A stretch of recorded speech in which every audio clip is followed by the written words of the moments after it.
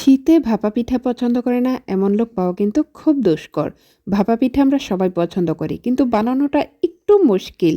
এভাবে যদি সুজির ভাপা পিঠা বানিয়ে নেন তাহলে কিন্তু খুব সহজেই বানিয়ে ফেলতে পারবেন। তো প্রথমেই আমি একটি ব্লেন্ডার জারে নিয়ে নিয়েছি 1 কাপ সুজি এবং 1/3 কাপ চিনি ব্লেন্ড করে গুঁড়ো করে নিয়েছি। আর এখন অল্প অল্প করে দুধ দিয়ে একটি ঘন মিশ্রণ তৈরি করে নিচ্ছি। আমার ব্যাটারটি রেডি হয়ে গিয়েছে, এক সাইডে রেখে দিয়েছি। আর দেখতে পেয়েছেন প্রথমেই কিন্তু আমি নারকেল এবং গুড়ের একটি মিশ্রণ তৈরি করে নিয়েছি।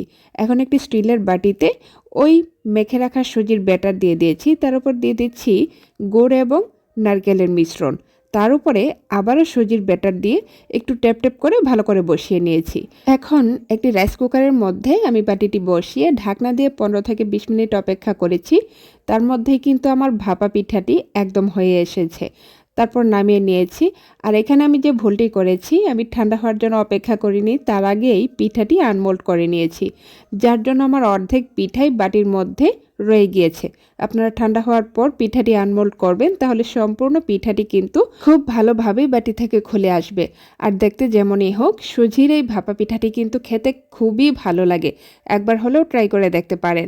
তো এই ছিল আমার আজকের সুজির ভাপা পিঠার রেসিপি। কেমন লাগলো আপনাদের কাছে? আর যদি ভালো লাগে তাহলে অবশ্যই লাইক, কমেন্ট এবং শেয়ার দিয়ে ট্রাই বাইটস অ্যান্ড ট্রিপসের সাথেই থাকবেন। দেখা হবে পরবর্তীতে। আল্লাহ হাফেজ।